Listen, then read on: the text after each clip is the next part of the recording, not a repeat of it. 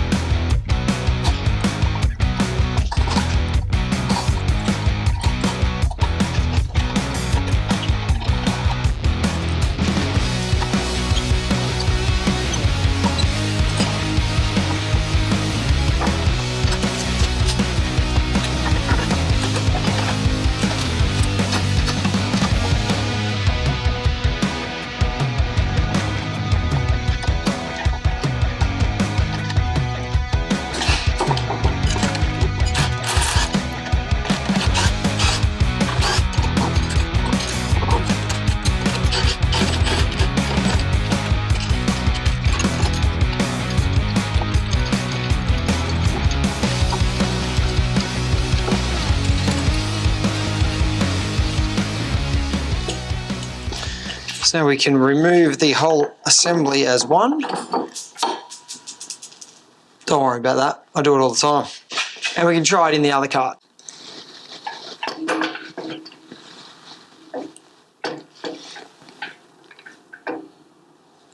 Oh, you're kidding. It's not even close to fitting. We're going to have to do a little bit of machining to pop those bad boys in, that's for sure. I thought it might have been just the pitch of the holes, but obviously we've got, it's these are too wide as well, the bearing holders. So, yeah, we'll have to pull this apart and see what we've got to do to modify to get this to fit in. But if you look here, the brake system is going to be absolutely perfect on here. So, super stoked with that. So now that we've discovered that these bearings are not going to fit in the DAP chassis, it's time for a little modification. First thing first though, I'm going to strip everything off this axle, take these bearings out of the cassettes, go over to the lathe, machine them down, drill and tap some new holes so it can fit into the original holes in the back of this axle. And then that way, the whole assembly is going to fit like an absolute dream.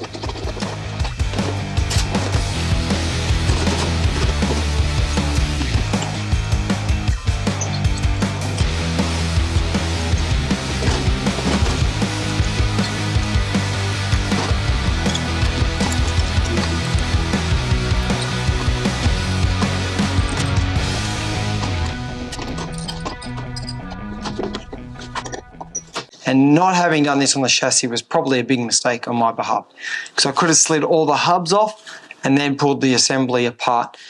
So now I'm just going to have to struggle a little bit with the soft hammer, the lube, and a rubber mat. So with a bit of lube on the axle and a tiny wedge from the screwdriver, I could wedge the sprocket carrier open a tiny bit, and then I could slide it over. Just because there's a little bit of surface rust here, creates a bit of tension on the magnesium and stops it sliding on the axle. Now that I've got it off, I can clean all this. Obviously I need to remove that keyway, and then I can take the bearing off this side as well. Once the bearings come off the little burrs from the grub screw, the bearing should slide off the axle pretty easily. So with the axle down on something soft like this rubber mat, we can hit the parts with a dead blow or soft-faced hammer, and that way we're not going to damage the magnesium and we're not going to damage the end of the axle as we're removing these parts. To get the keyway out of the axle, I just like to use a pair of side cutters like that to grip the edge and then wedge it up against the axle and remove that keyway. Nice and easy.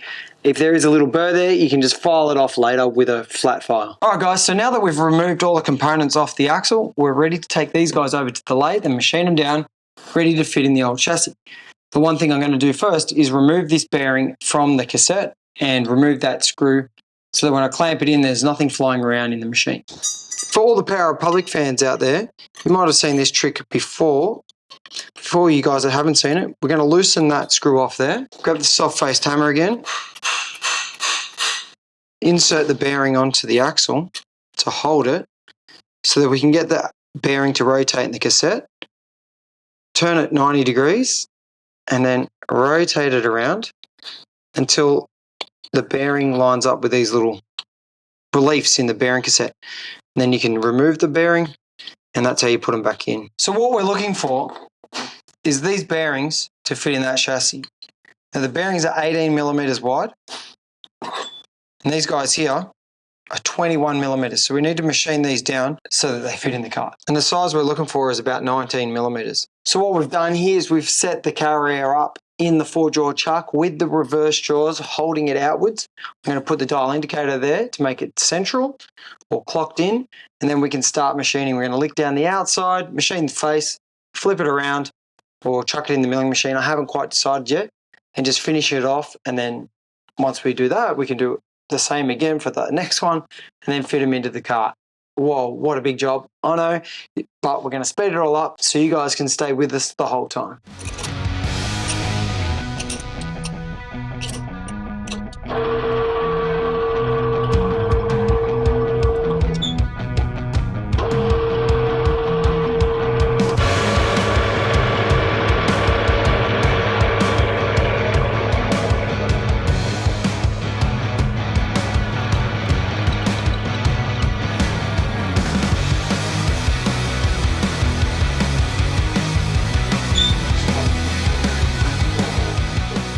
All right, that's one down and one to go. We've machined the first side. We're going to do the first side on the second one, flip them both around, polish them off, and then we'll go over to the milling machine and cut this guy down so it fits in the frame.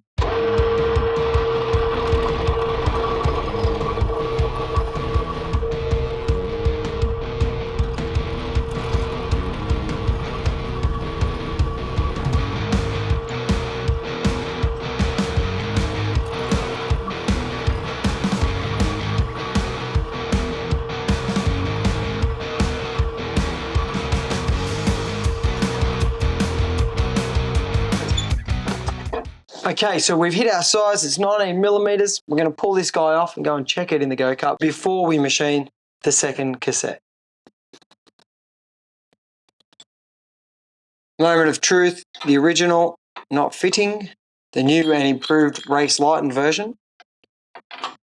Straight in. Now you can see these extra corners are a little bit too big to fit down inside here. So we're going to use a different operation, the milling machine, to trim these corners down, and that's coming right up.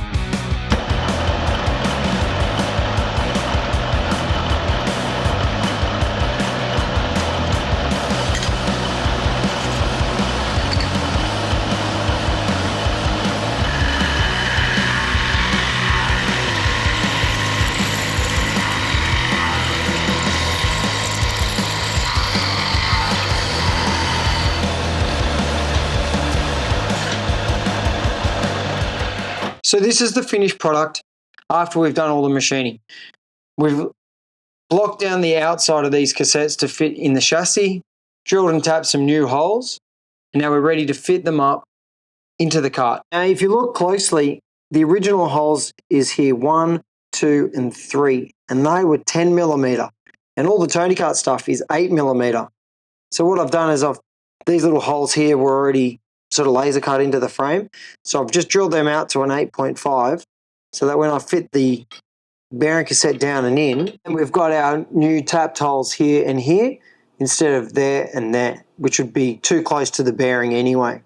This one up here is actually would have been okay to use, but because the Tony Kart brake system is going to mount through this hole to keep the radius on the axle correct, I'm actually going to relieve this with a die grinder and then put a special washer down in there and bolt the whole lot through this section all the way through and hot mount the caliper. That's going to come up in a minute.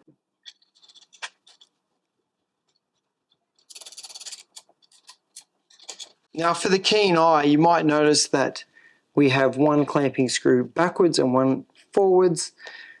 Unfortunately, these are asymmetrical, and when I was machining the carrier down, I took the small side off the back and the little guy off the front, or vice versa, and I had to reverse this around, which is a real shame because when I've drilled and tapped that hole there, which would have been perfect, we've broken through ever so slightly into the counterbore of this screw here.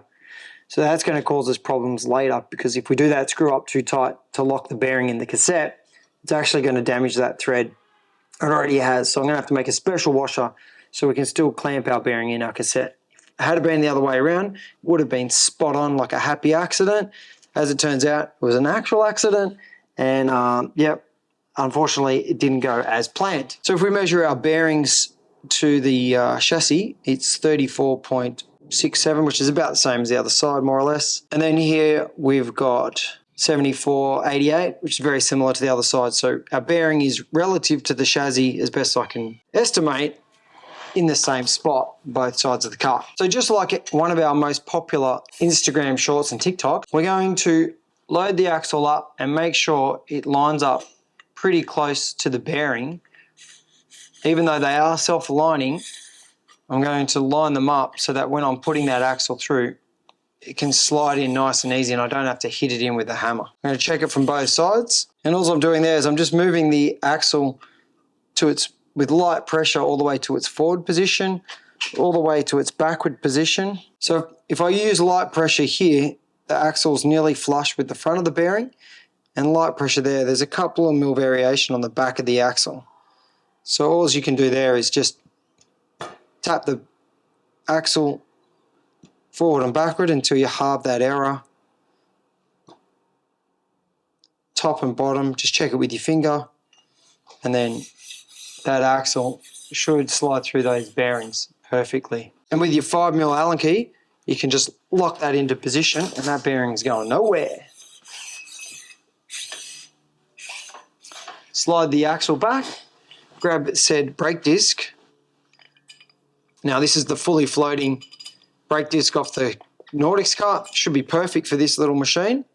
Lightweight, modern technology, retrofitting, or resto mod as they call it in the car world, here on go-karts. And 181 is the magic number.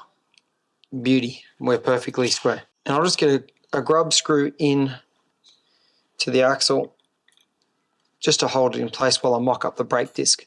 Now you can see here, that's where the old grub screws were off the kart the donor kart. So this kart is, 30 or 40 millimeters wider overall. So in order to make the brake caliper fit this chassis perfectly, we're going to need a step washer for in here, a couple of custom bushings to mount the caliper in and out of the chassis, and then a modification to this bracket here so that when it fits down into its position, we can bolt right through the whole assembly and lock it into place. Oh, gee, that noise never gets easy. But unfortunately, we've got to remove a little bit of steel so we can mount that new brake system to the kart. So a little bit of a sacrificial lamb here. The DAP kart's getting ground away, but I'll assure you it's all going to work out in the end.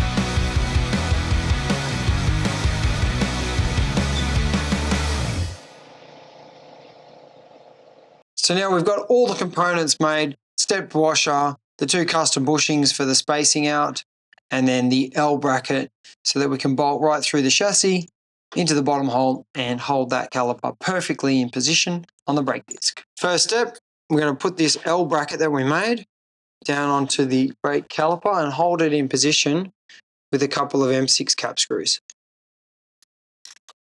The reason I'm using 2 bolts is I don't want this one to pivot under load.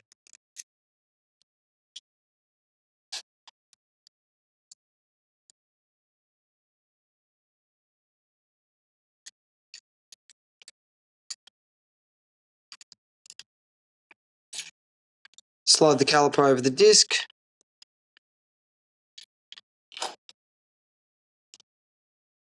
Then we can get our stepped washer, put that in there, slide the bolt through, put the longer bushing on the top.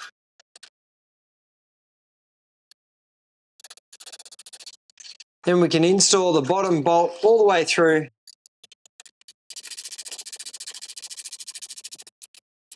So the last thing we're going to do today is to install the brake pedals, and I've decided to go with these Tony Kart Chromies because they're going to suit the style of my kart just perfectly. And then we can test out the brake system to make sure she's working. So we can install our rated Tony Kart part spin pedals from the donor cart. And do up those 2 13mm nuts.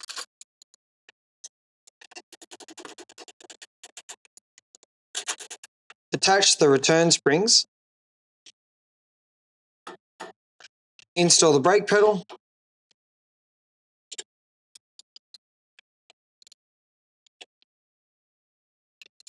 Attach another return spring. So we had to make a custom brake rod just using a bit of all thread here and locking the clevis pins in. Install the bolt, attach the nut and washer. Make sure when we're nipping these guys up that we don't over tighten the nut. They are a bit of a stepped bolt on the Tony Kart, because if you over crank these and you just use a standard M6 bolt, you'll actually crush the clevis pin down onto that lever arm and then it won't articulate properly.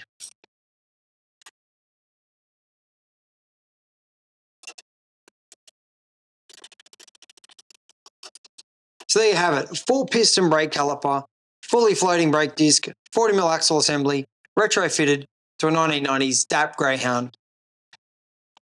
Who wants some? Oh, damn, that is good. So this has been a marathon of a video. I know it's taken me ages to film everything. It's taken ages for you guys to watch it all. So if you've made it this far, thank you. You are an OG Parapublic fan. And I want you to comment the word world champion below so I know who's made it this far. Follow us on all those other social media platforms, Instagram, Facebook, TikTok. Stay tuned for the next episode where we're going to finish this chassis build off. And until then, out.